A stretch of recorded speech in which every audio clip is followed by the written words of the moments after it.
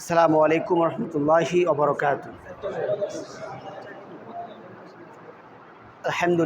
আলহামদুলিল্লাহি ওয়াসসালাতু ওয়াসসালামু আলা রাসূলিল্লাহ ওয়া আলা আলিহি ওয়া আসহাবিহি আজমাইন, আম্মা বা'দ। আউযু বিল্লাহি মিনাশ শাইতানির রাজীম। বিসমিল্লাহির রহমানির রহিম। শুকরিয়া সেই মহান রব্বুল আলামিনের দরবারে, যিনি আমাদেরকে শত প্রতিকূলতার মাঝ থেকে আল্লাহ সুবহানাহু ওয়া তাআলা আমাদেরকে একটি সুন্দর এবং স্বাভাবিক পরিবেশে বসার সুযোগ করে দিয়েছেন। এর জন্য সকলে বলে আলহামদুলিল্লাহ রাব্বিল আলামিন। দুরূদ ও সালাত মানবতা মুক্তি দূত হযরত মুহাম্মদ মুস্তাফা সাল্লাল্লাহু আলাইহি ওয়াসাল্লাম, যিনি আমাদের জন্য নিয়ে এসেছিলেন নির্ভুল জ্ঞান সহ পরিপূর্ণ একটি জীবন ব্যবস্থা। ইন্না দ্বীনা ইনদাল্লাহিল ইসলাম। সম্মানিত প্রিয় দ্বীনী ভাইরা, আশুলিয়া ইউনিয়ন কর্তৃক আয়োজিত আজকের এই কর্মী সম্মেলনে উপস্থিত রয়েছেন অত্র ইউনিয়নের সম্মানিত সভাপতি জনাব শিহাবুদ্দিন ভাই, ঢাকা জেলা উত্তরের সম্মানিত কোষাধ্যক্ষ আব্দুল মান্নান রাসেল ভাই এবং জেলা টেট বিষয়ক সম্পাদক জনাব নাসির আহমেদ খান ভাই সহ সম্মানিত কর্মী ভাইরা, আসসালামু আলাইকুম রহমতুল্লাহি ওয়া বারাকাতুহু। সম্মানিত প্রিয় ভাই, মাওলানা মওদুদী রহিমাহুল্লাহ তিনি তার হেদায়েত বইতে 1945 সালে উনি একটা রুকন সম্মেলনে বক্তব্য তিনি বলেছিলেন যে কর্মী সম্মেলনের মূল উদ্দেশ্য হলো পরস্পর পরিচিতি হওয়া। এক কর্মী আরেক কর্মীর সাথে কী হওয়া? পরিচিতি হওয়া। এই যে আমরা আশুলিয়া ইউনিয়নে 50 জন কর্মী আছে, আমরা কি 50 জন কর্মী ভাইকে চিনি না। কিন্তু পরিবেশ যদি স্বাভাবিক থাকতো এই 15-16 বছর আমরা প্রত্যেকটা কর্মীকে চিনতাম। এর ফলে কি হতো, আমাদের কাজের একটা গতিশীলতা আসতো। অমুক ইউনিট অনেক বেশি কাজ করছে, অমুক কর্মী ভাই অনেক বেশি কাজ করছে, আমি বেশি কাজ করতে পারছি না, আমার কাজ করা প্রয়োজন। আমার কাজের একটা স্পিড তৈরি হতো, পাশাপাশি সংগঠন গতিশীল হতো যদি সকল কর্মীর সাথে পরস্পরের পরিচিতি হতো। যেহেতু এখন স্বাভাবিক পরিবেশ আছে, আল্লাহ সুবহানাহু ওয়া তাআলা আমাদেরকে কঠিনতর প্রতিকূল থেকে সুন্দর একটি স্বাভাবিক সময় নিয়ে এসেছেন। আমরা কেউ কল্পনাও করি নাই, করি নাই, কিন্তু আল্লাহ সুবহানাহু ওয়া তাআলা আমাদেরকে সেই পরিবেশ তৈরি করে দিয়েছে।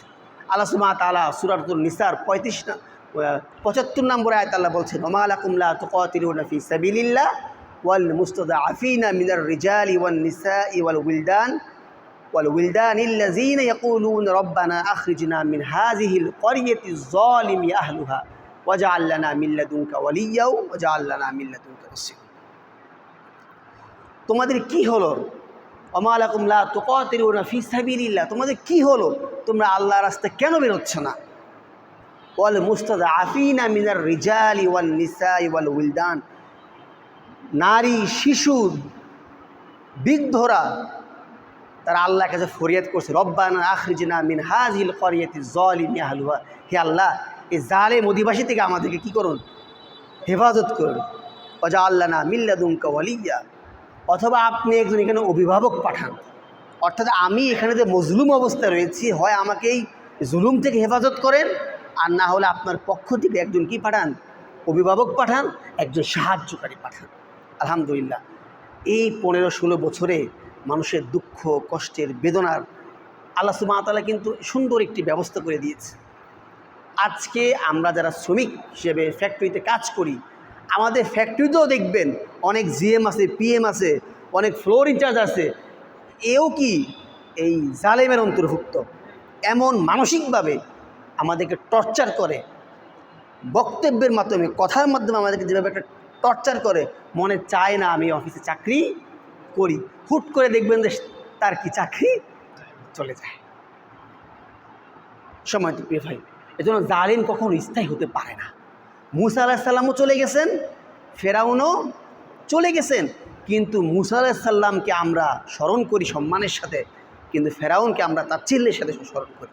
পৃথিবীতে কোনো মানুষ স্থায়ী নয়, এজন্য আমাদের কর্মফল দিয়ে আমাদেরকে বিবেচনা করা হবে। সম্মানিত প্রিয় ভাই, আল্লাহ সুবহানাহু ওয়া তাআলা পবিত্র কোরআনে অন্য জায়গায় বলেছেন, ইয়া আইয়ুহান নাস ইন্নাকা কাদিহুন ইলা রাব্বিকা কাদহান ফামুলাকি, হে মানুষ, তুমি তোমার রব পর্যন্ত পৌঁছানোর জন্য তোমাকে অনেক পরিশ্রম করতে হবে, অনেক কষ্ট করতে হবে।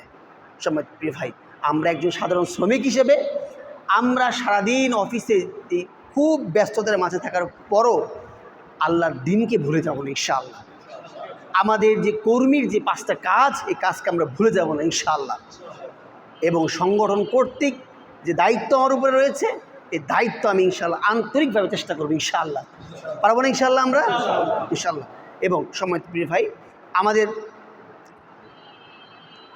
কেন্দ্র ঘোষিত যে সার্কুলার এসেছে আগামী 1 তারিখ থেকে 1 সেপ্টেম্বর থেকে 15 সেপ্টেম্বর পর্যন্ত সাংগঠনিক ও চাঁদা পক্ষের যে কাজগুলো, এখানে দুটি বিষয়, সংগঠন, চাঁদা পক্ষ। আমাদের আব্দুল মান্নান রাসেল ভাই বলেছেন সংগঠন বিভাগে আপনার একটা ইউনিটে 5 জন কর্মী আছে, আপনি 40 টাকা দিয়ে 50 টাকা দিয়ে একটা রেজিস্টার খাতা কিনবেন। এই খাতার মধ্যে আপনার যে 5 জন কর্মী আছে, 10 জন কর্মী আছে, প্রত্যেকটা কর্মীর নাম, দায়িত্ব, ফোন নাম্বার সুন্দরভাবে লিখে রাখবেন। আপনার 5 জন সুদী আছে, প্রত্যেকটা সুদীর নাম এবং তার ধার্যকৃত চাঁদার পরিমাণটা আপনি সুন্দরভাবে লিখে রাখবেন। আপনার ইউনিটে 10 জন, 12 জন, 15 জন, 20 জন সহযোগী আছে, এদের নামগুলো আপনি সুন্দরভাবে লিখে রাখবেন, নাম, ফোন নাম্বার লিখবেন। আপনার ইউনিটে 10টা, 20টা, 15টা বই আছে, এই প্রত্যেকটা বইয়ের নাম, বইয়ের লেখকের নাম, বইয়ের মূল্য, এটা সুন্দরভাবে আপনি লিখে রাখবেন। ওই খাতাতেই আপনি প্রতি মাসে আপনার কোন কর্মীর কাছ থেকে কয় টাকা আয় হচ্ছে, কয় টাকা আপনি খরচ করছেন, কয় টাকা ইউনিয়নে জমা দিচ্ছেন, সুন্দরভাবে সেটা কি সেই খাতার মধ্যে বিস্তারিত সুন্দরভাবে সংরক্ষণ করবেন। এই বিষয়গুলো আপনারা আপনাদের ওয়ার্ড বা ইউনিয়নের দায়িত্বশীলের কাছ থেকে বুঝে নিতে পারবেন। সম্মানিত প্রিয় ভাই, আরেকটি গুরুত্বপূর্ণ বিষয় হলো আমরা বছরের শুরুতে, তার আগে একটা কথা বলে নিই, আল্লাহ সুবহানাহু ওয়া তাআলা যখন মানুষ সৃষ্টি করেছিলেন, এইভাবে আমরা আজকে যেভাবে বসি কর্মী সম্মেলন, ঠিক সেমভাবে আল্লাহ সুবহানাহু ওয়া তাআলা সমস্ত রূহকে, আত্মাকে একত্রিত করে এটি প্রস্তুত করেছিলেন। আলাস্তু বিরব্বিকুম, আমি কি তোমাদের রব নই? আমরা সেদিন কি বলেছিলাম সবাই? কলু বালা, হ্যাঁ আপনি আমাদের সৃষ্টিকর্তা, আপনি আমাদের রব। আচ্ছা, আমাদের কি আজকে এখানে মনে আছে এই কথাটা আমরা বলছি? কারণ মনে আছে নাই, কিন্তু কোরআন আমাদেরকে, কোরআন যদি আমরা পড়ি, কোরআন আমাদেরকে স্মরণ করে দিচ্ছে যে তুমি রূহ জগতে আল্লাহ সুবহানাহু ওয়া তাআলার সাথে রূহ জগতে যে সম্মেলন হয়েছিল সেখানে তুমি সাক্ষী দিয়েছিলে যে হ্যাঁ আপনি আমাদের রব। সম্মানিত প্রিয় ভাই, বছরের শুরুতে আমরা আজকে যেমন একটা কর্মী সম্মেলন করছি, বছরের শুরুতেও কিন্তু আপনাদের ওয়ার্ড ভিত্তিক বা ইউনিট ভিত্তিক বিভিন্ন প্রোগ্রামের মাধ্যমে আপনাদের এককালীন একটা সহযোগিতার ওয়াদা নেওয়া হয়েছিল। আপনারা যার যার সামর্থ্য অনুযায়ী 200, 500, 300, 1000, 2000 একটা ওয়াদা করেছিলেন যে হ্যাঁ আমি আগামী 1 বছরের মধ্যে আমার সামর্থ্য আলোকে এই টাকাটা আমি আস্তে আস্তে হোক, একবারে হোক, আল্লাহর রাস্তায় কী করব? দান করব। কিন্তু আমরা হয়তো বিভিন্ন কর্মব্যস্ততার কারণে, হয়তো অর্থনৈতিক টানাপোড়েনের কারণে আমরা সেই অর্থটা অনেকে দিয়েছি আলহামদুলিল্লাহ, কিন্তু কিছু ভাই এখনও অংশগ্রহণ করতে পারি নাই। তো সেই জায়গা থেকে আমাদের এখনও বছরের যে আর 3-4 মাস আছে, আমার অনুরোধ থাকবে অন্তত এই সেপ্টেম্বরের মধ্যে আমরা সম্ভব হলে সেপ্টেম্বরের মধ্যেই আমরা এই যে ওয়াদাকৃত অর্থটা আছে এটা আমরা স্ব ব্যক্তি পরিশোধ করব ইনশাআল্লাহ। এবং বিদায় হজের ভাষণে আল্লাহ রাসূল বলেছিলেন, যারা আজকে এখানে উপস্থিত আছো, তোমরা আমার যে বক্তব্যগুলি শুনেছো, কথাগুলি শুনেছ, যারা আসেনি বা পরবর্তীতে যারা আসবে এদের কাছে আহ্বানগুলো তোমরা কী করবা? পৌঁছে দিবা। ঠিক তেমনিভাবে যে সমস্ত ইউনিটের কর্মী ভাইরা আজকে আসেনি, আমরা যারা আজকে এসেছি, আল্লাহ তাআলা আমাদেরকে কবুল করেছেন, তার রহমতের চাদরে ঢেকে রেখেছেন। আমরা চেষ্টা করব এই বক্তব্যটা, যে জরুরি ওয়াদার যে পরিশোধের বিষয়টা, আমরা স্ব আমাদের কর্মীদেরকে এই আহ্বানটা পৌঁছে দিব, তারাও যেন সেপ্টেম্বরের মধ্যে এই অর্থটা পরিশোধ করতে পারে। এবং আল্লাহ সুবহানাহু ওয়া তাআলা আমাদের এই অর্থ দিয়ে, আমরা দেখেছি আমাদের সংগঠন কি করছে, সারা বাংলাদেশে এখনই প্রাথমিকভাবে যারা নিহত হয়েছে ওদেরকে এককালীন একটা সহযোগিতা করছে, এবং যারা নিহত হয়েছে এদেরকে এটা এখনই শেষ না, আরও সহযোগিতা করার আশ্বাস আমির জামাত দিয়েছেন। পাশাপাশি যারা আহত আছেন এদেরকেও ইনশাআল্লাহ এককালীন বা একটা সংগঠন একটি আর্থিক সহযোগিতাও এই সমস্ত ভাইদেরকে করবে। সেই জায়গা থেকে আমাদের এই অর্থগুলো আসলে প্রয়োজন। আর আমরা আমাদের সংগঠনের দায়িত্বশীল ভাইদের জন্য সবাই দোয়া করব, এবং সর্বোপরি আমরা আমাদের ফ্যামিলির জন্য দোয়া করব, এবং আমাদের অধস্তন কর্মী ভাইদের জন্য দোয়া করব। আল্লাহ সুবহানাহু ওয়া তাআলা আমাদের সকলকে তার দ্বীনি অনুভূতি নিয়ে তার এই দায়িত্বগুলো সঠিকভাবে আঞ্জাম দিয়ে পালন করার তৌফিক দান করুক। আমিন। আসসালামু আলাইকুম রহমতুল্লাহি ওয়া বারাকাতুহু।